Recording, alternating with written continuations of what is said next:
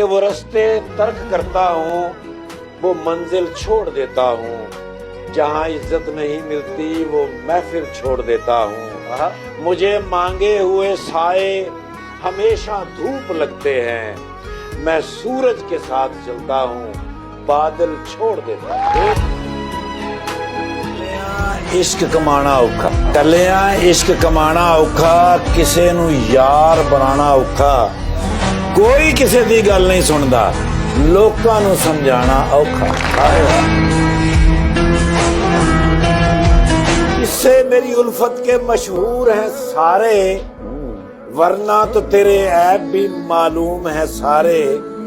सब जुर्म मेरी जात से मंसूब है मोहसिन, क्या मेरे सिवा इस शहर में मासूम है सारे। हाय हाय।